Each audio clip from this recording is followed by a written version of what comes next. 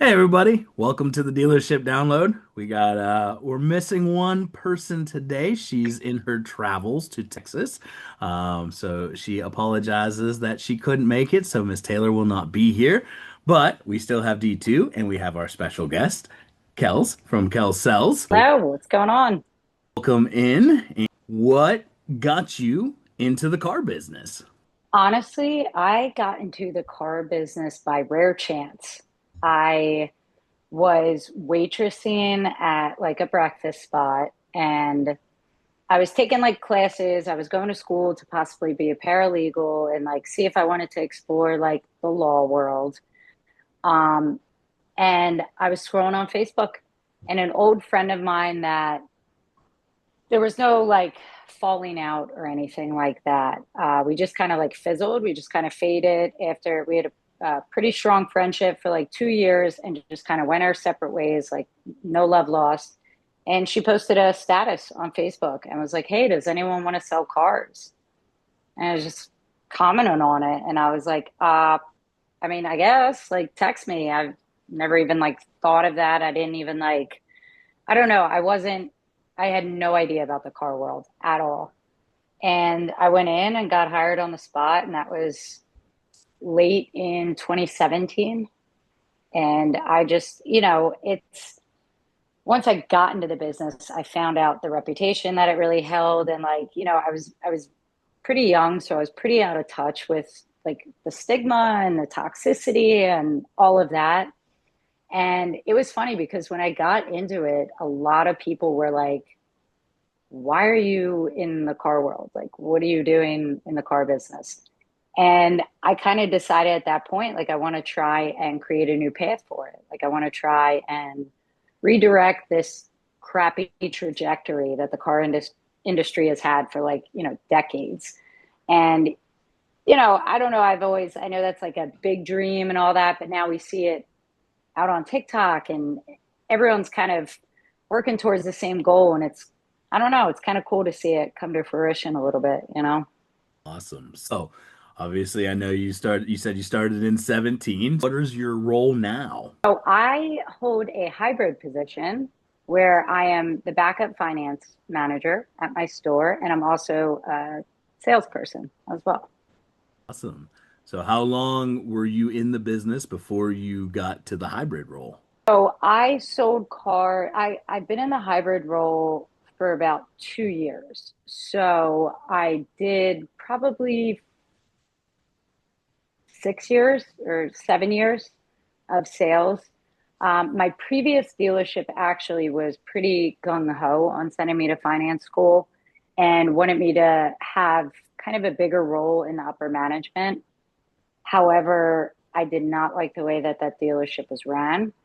I saw a lot of cracks in the foundation of like loyalty and trust and taking care of your salespeople and taking care of your customers. I mean, which should be absolute baseline.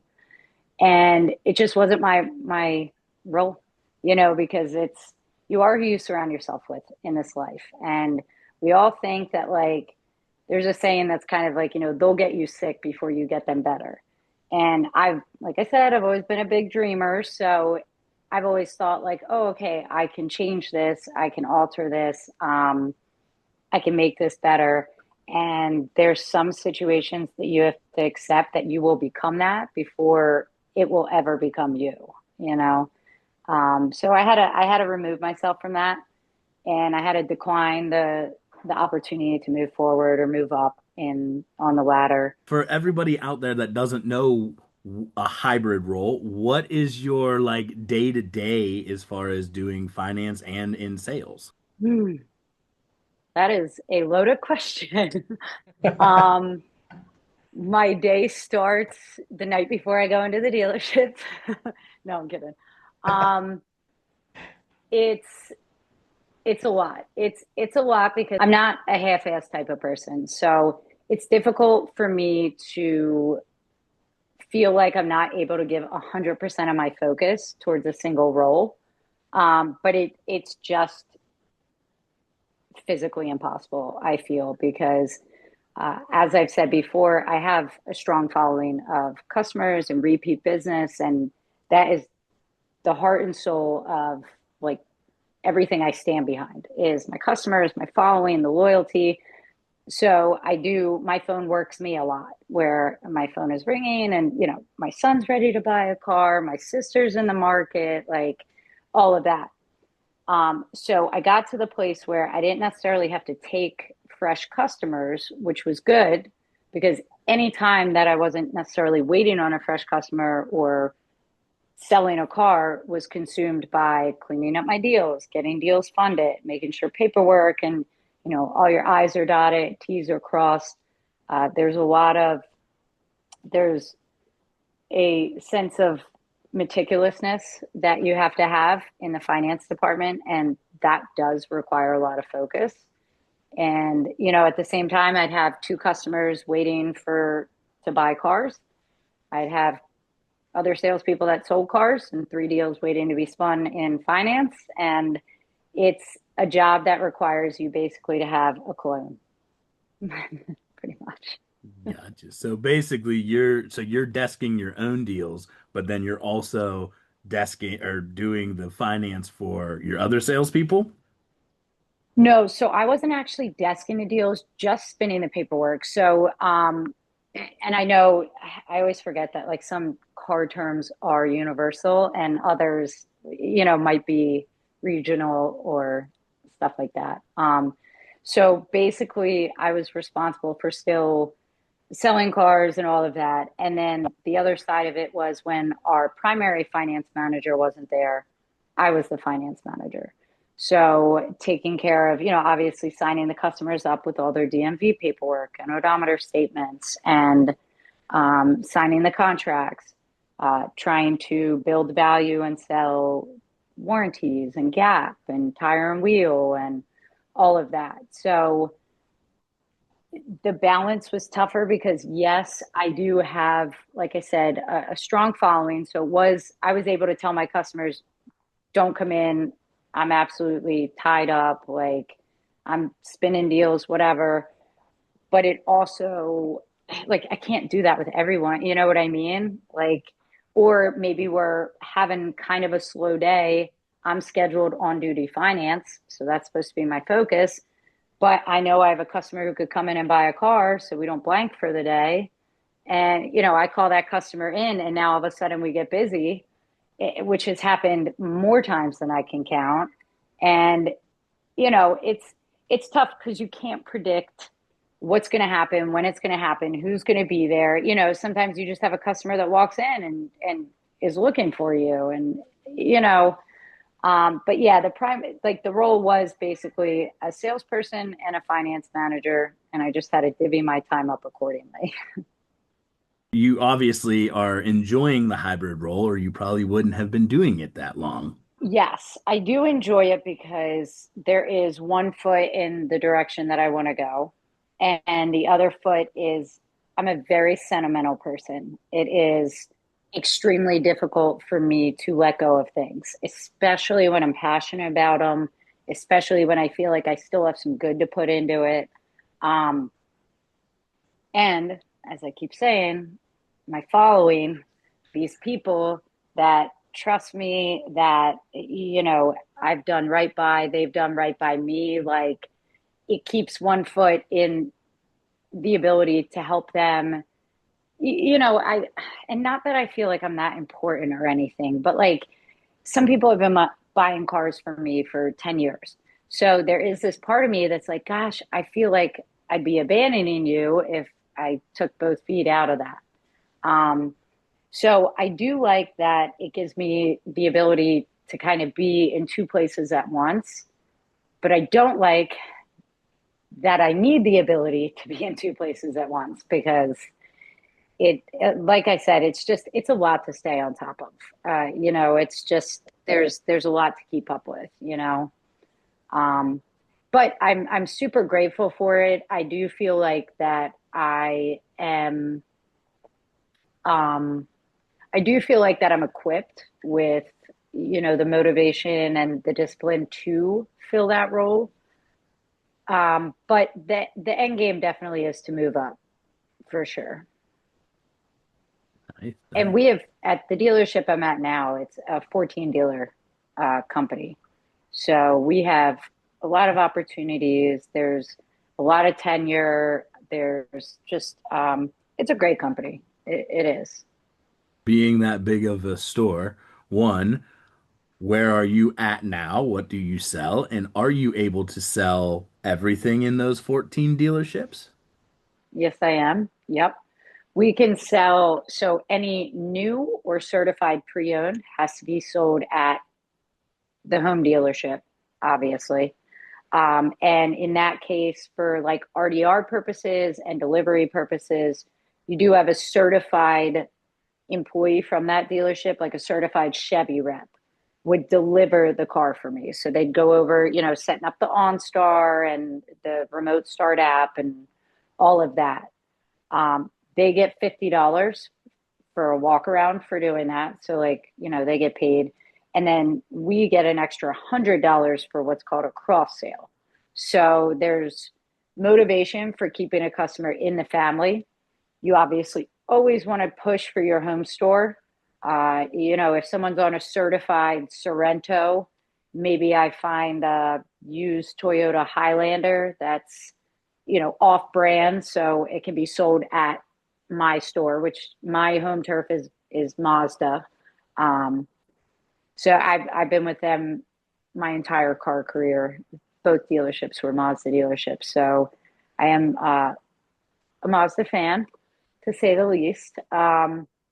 But yeah, so I can sell from any dealership. It's nice. You have a customer who comes in and says, "Hey, I'm shopping this, the Tucson, the RAV4, or well, I don't have a Toyota, the Sportage."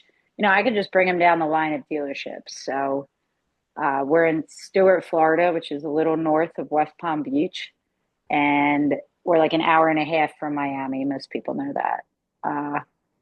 So, we don't have like the metropolitan like influx of people like that, but it's a sleepy little town. But the Wallace Auto Group, where I work, is very well known in like all of South Florida for sure.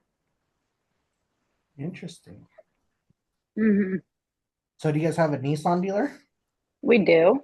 Yeah, let's go. We do.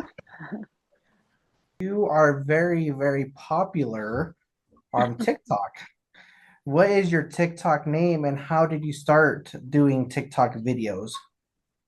So my TikTok name is Kells Cells with Z's because my last name does end in a Z, so that's always kind of been my thing. Um, my name is Kellie Sheets. I don't know if I should say that or not, but I don't know. Cut that. No, I'm kidding. I'm just kidding.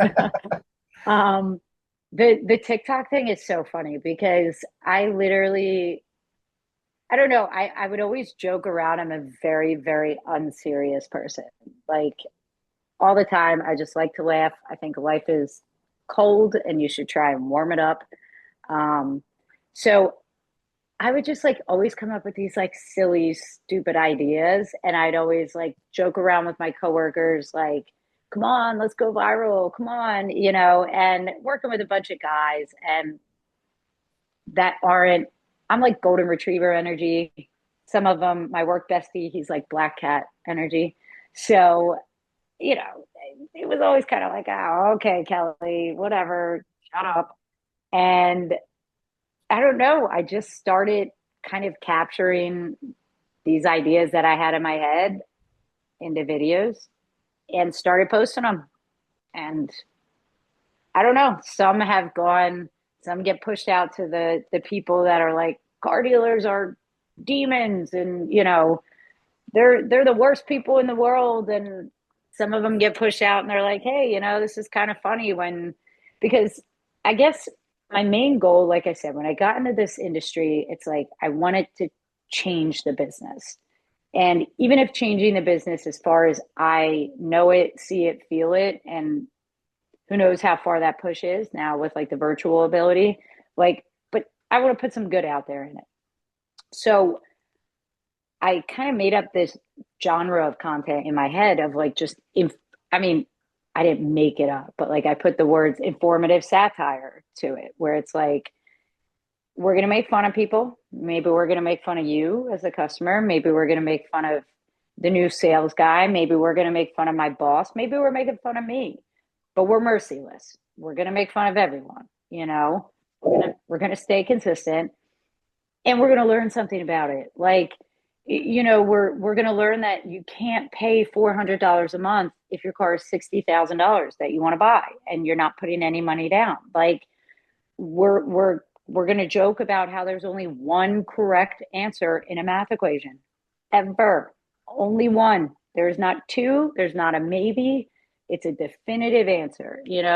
We're going to joke about Kelly Blue Book not buying cars. Like, it's like funny and unserious, but there's a deeper message in a lot of them of just like, hey, this is information that, like, if you just stepped aside for 1 second and like took that rage of you getting high grossed from 2010 out of the equation, like, let it go.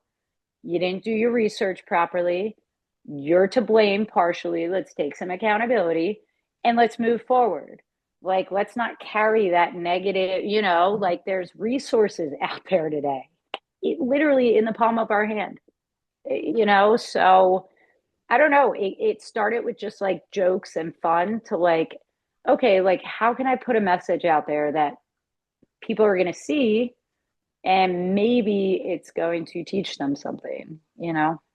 One thing I know is you do some of the skit stuff, as I do also.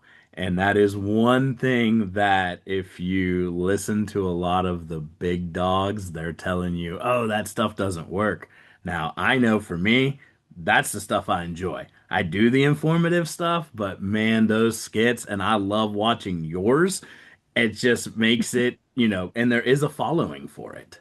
There is. And I'm that type of viewer.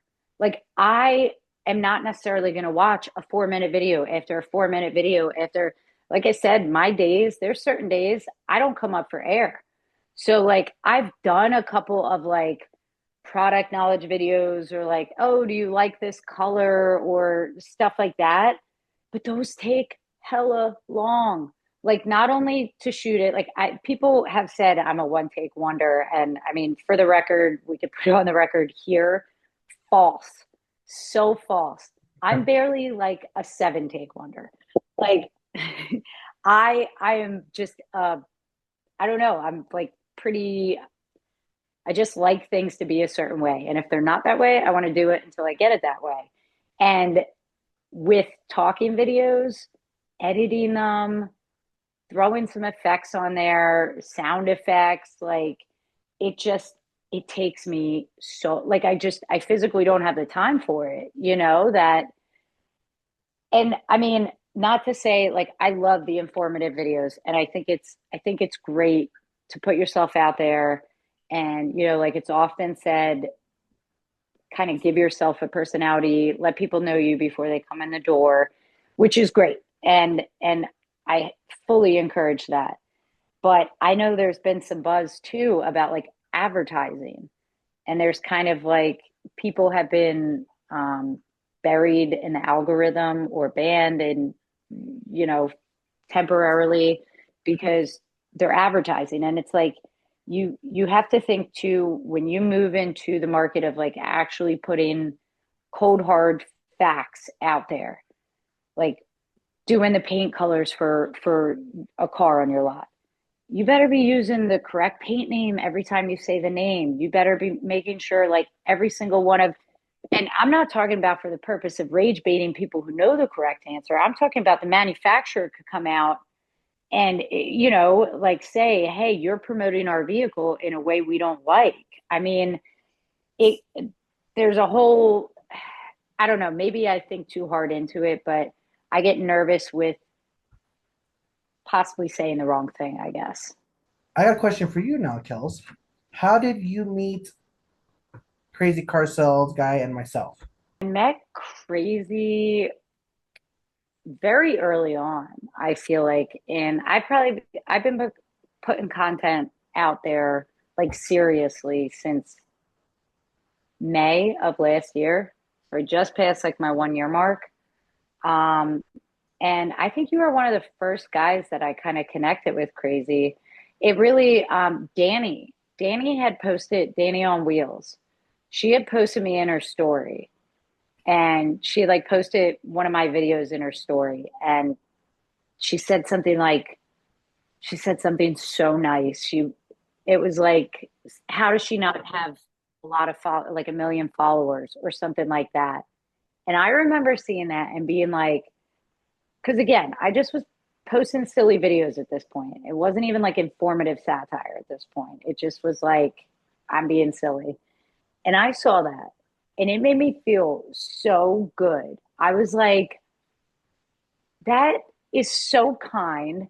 This girl who like does good, Danny puts out good content, stuff like that. Like, it made me feel so good. Because I would have never imagined anyone would have thought that of like my silly videos, or you know what I mean? Like, and after that, I connected with her, and she's obviously, very connected in the community. And that's kind of where I noticed there was this community. And I met Zach and Trigger, Chris, and Wes was one of the first, Ace in the hole too. Um, and then D2, I think that we connected a couple months ago. We met a little more recently, I believe. And I think I met you through Taylor. So here it comes to my next question is obviously the power of social media, right? So you get to meet all these people, all these amazing people in the community, right? And then like Kel's like, I just barely started knowing you probably a month, maybe 2 months ago, right? Is when I started getting more active on social media. For people that are barely starting to do social media, what do you recommend them doing first? Like they're brand new, they don't even know what TikTok is. Like, what do you recommend for salespeople in the community to do? I think the best thing to do is to build a foundation, build a community first, to be honest. If you're nervous about actually putting your own content out there, or you're a little timid to put, because believe it or not, I'm extremely camera shy. Like that was I can speak in front of a bunch of people, but the second I see a camera and I know that that is forever, I'm like, you know, so that was really, really difficult for me. And what I did at first was really get involved with commenting on other salespeople's dealerships pages. Comment, like, favorite, follow, share. And by doing that, if you see a customer going off on a dealership and going sideways in a way that's like not appropriate, give them a little fire back. Defend that person, defend the dealership or the salesperson or stuff like that. Let people know that you're out there, get your name out there. Um, and at that point, when you are confident enough to start making your own content, which now at this point, hopefully you've connected with some of these people that you've been commenting and sharing, and they know who you are. And now they're giving you advice on what to post, how to post, whatever that may look like. And not only that, but now you got an army when those customers come for you in the comment. Because let me tell you, if nothing else, one thing is for sure, these resentful customers. Listen, there's a lot of shitty dealerships out there. I'm not saying like, oh, dealerships are the best and we don't deserve the hate. We like some of the hate, some of the BS, but like we also know how customers can be full of it as well. We've seen the other side, and whoever started, it doesn't matter. The customers are going to be in your comments and they're going to be hating. Like whether you're posting ads, whether you're rage baiting, no matter what you're doing, those angry customers will Yes. find you. And when they do, you're going to have an army of people that are commenting good stuff to either flood out the bad comment, or, like I said, come into your defense because you did the same for them, or, whatever it looks like. But I would have never thought the community was so important before I started, but now I would say that's top tier importance. If you had to change anything from when you first started in the car biz till now, what would you change and why, if any? I wouldn't, I hate to be one of those people, but I'm just like such a big, like, I believe in the butterfly effect. And yeah, I mean, you alter the smallest thing in your life and it changes the entire trajectory, because now every other event after that is 1% off. Even if it was just a little 1%. And after 100 events, now you're 100% off from original marker. So, I mean, are there things that, I wish I would have known then that I know now? Yeah, but would I be the same individual sitting in front of you? Probably not. Would that be better? Maybe. No, I'm kidding. And to just to go a little bit off topic, how was Guatemala? I mean, you said you went there. Like, what did you try food? Did you go on to the beach? Like, how was it? Oh yeah. No beach, no beach. I live in Florida. So Oh, you have beach there, yeah. not that I don't like a tropical vacation, but I really wanted to see like historic downtown, and I have been studying with a Spanish teacher for 2.5 years.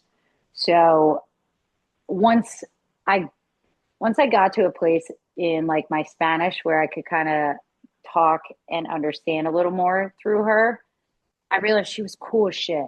Funny, smart, like very, very kind. So we became friends. And um, it was like a total bucket list item I had decided 2 years ago that like I wanted to go meet her in person in Guatemala. And lo hice. You Yep. speak really good Spanish, though. I'll give it to you. You speak very good Spanish.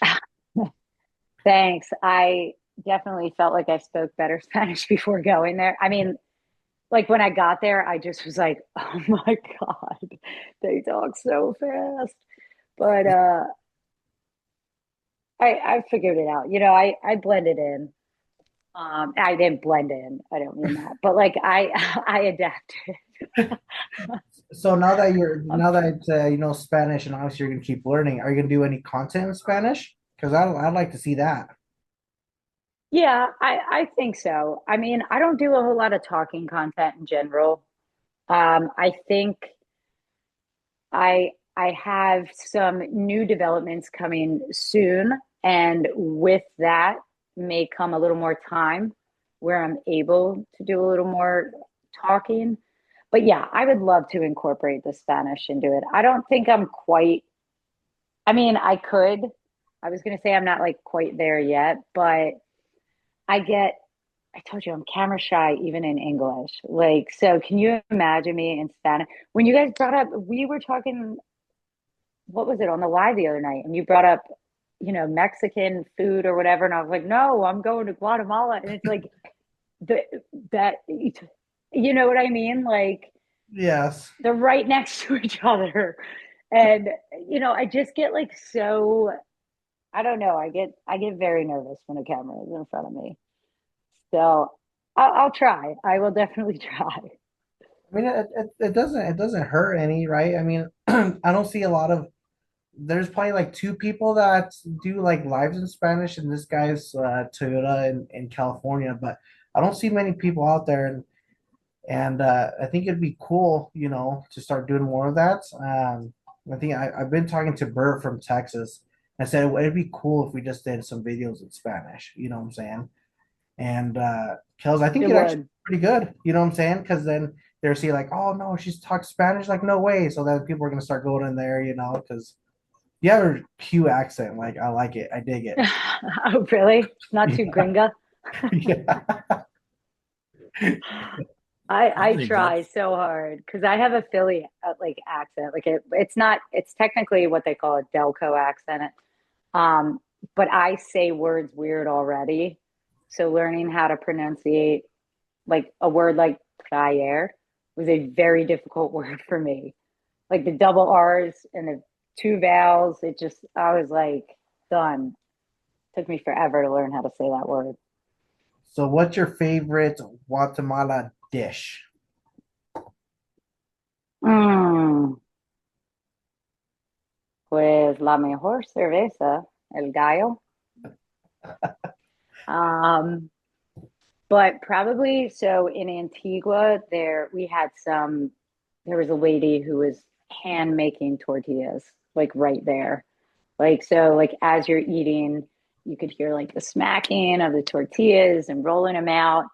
And I had like kind of like a soupish dish. Like everywhere I go, I just ask, "What's your traditional dish? What's your most popular thing on the menu that's most authentic?" Um, because that's just like, I want to experience the culture.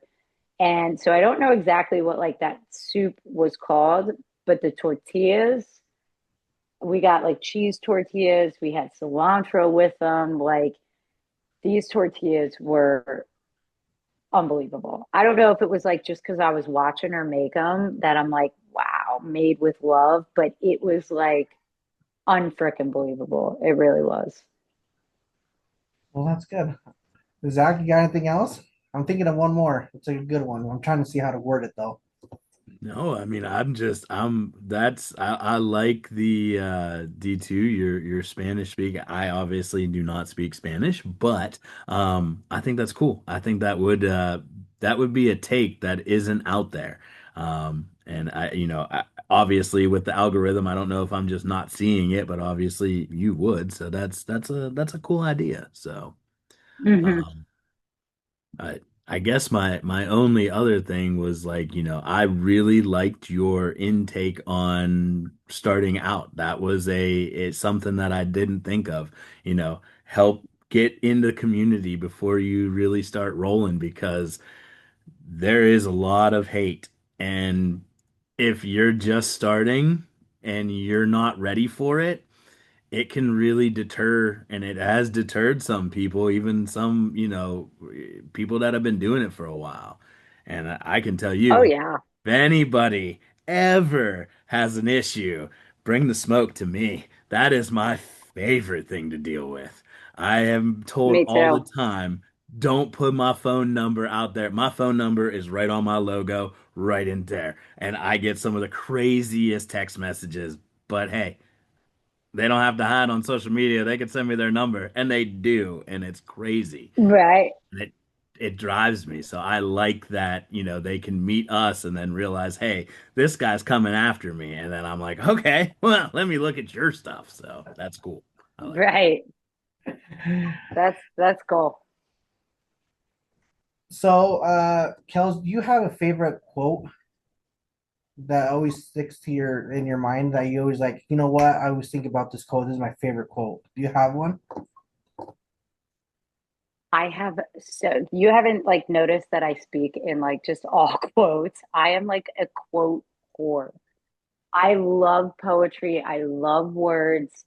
Um, so to ask me my favorite quote is a very, that's probably one of the hardest questions. But I do. I have something that came to mind when you said that. So, um, it said that it was first said by Albert Einstein. I don't know if that's been, sourced or whatever, but I'm pretty sure it was Albert Einstein. And I'm paraphrasing a little bit, but it goes something like everybody is a genius. But if you judge a fish on its ability to climb a tree, it'll live its whole life believing it's stupid. And it just kind of says we all have incredible talents. We are not our SAT scores. We're not standardized testing. Some people might be absolute geniuses when it comes to standardized testing, word comprehension. Someone else might be a complete, a kinesthetic learner where, hands on or whatever. And if you put that hands on learner in a lecture or standardized testing and they don't do well, they're going to have their head hanging low. They're going to believe they're stupid. And it's like, all you have to do is put them next to a bike that's taken apart and tell them to put it back together. Like now they're a genius. Now their whole mindset and their whole, I keep saying trajectory. I don't know why I keep using that word tonight, but like the whole trajectory of their life changes. So important to inspire people. It's so important to just not be an asshole. It really is. Like, be a troll, be sassy, make fun of people in good fun or whatever, but like, don't be an asshole. Like, help people believe in themselves. Life is hard. It is, especially yeah, especially nowadays. Things are just getting worse and worse in the world in general, not just in car dealerships, but in general. And and it's kind of like you got a green pea, and they're not getting it. You're just not gonna call them stupid. It's like they Mm, probably just need some more help. You know what I'm saying? Than others. yeah. I was never book smart. I can tell you right now. I hated math. I was horrible at English, and I was okay with Spanish because they used different lingo than what we did. So it's like I say pluma, and they would say like bolígrafo, and I'm like, okay, like this is out of control. Like I don't even know what those Yeah. words. So then the teacher's like, well, you got to use it this way. I'm like, okay, now I look like I'm stupid. But Mm-hmm. everybody's Exactly. everybody's their own way. So Zach, I know you have something to say. This is where I always like to flip it. Obviously, we've been talking about you and interviewing you. This is the chance where I always tell people, hey, do you have any questions for either one of us that you would like to get answered? I mean, what inspired you guys to do this? Like, what was the, I guess, the inspiration behind this podcast? Funny story because I met Taylor and Zach obviously on TikTok. And I told the guys one time, and well, and lady, right? I was like, hey, what if we did a podcast?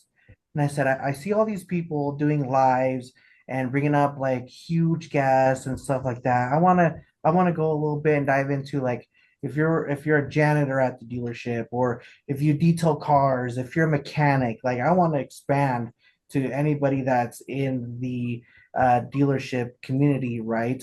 And get their input. So I came up with the idea. Taylor's like, yeah, let's do it. Zach's like, let's do it. Taylor just went off like she was like on fire. She created the Facebook. Well, she created the YouTube, I think it was, and she created TikTok. She created the email. Like she was like on it. And then Zach, he's amazing. He does all the editing, and and so that's how it just started. And we've been doing it now for episode 3, right? Technically 4 because Technically we did the four. introduction, the first one, but um, it's nice because now Taylor's like, oh, I have already booked for a month of July already. I'm like, wow, that's very Oh, that's cool, cool. Taylor. I'm like, wow. So yeah, I mean, it's not about the money. It's about the story that people have to tell, right? Because everybody has different stories, and people kind of need like a little push. Like, hey, I want to interview. And like, wow, I've never been interviewed before. So they kind of feel like, oh, I like to do it, and stuff like that. So that's how it started, and hopefully That's cool. it grows a little bit. But like I said, it's not about the money, and it's not about us getting famous. It's just about us telling stories and having fun. That's cool. No, Yeah. I do. I love what you guys do. I think you guys are great people. I think, the little three amigo vibe is awesome. It works for you guys, and I love the way you take care of each other. I think it's really cool.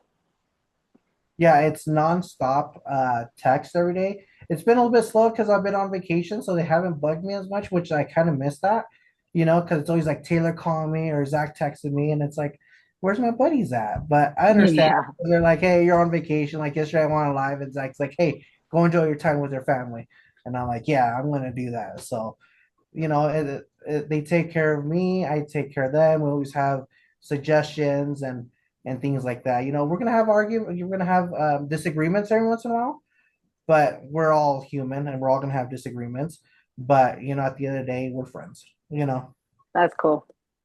I do have a question that I want you to answer individually, though. Obviously, being in the car business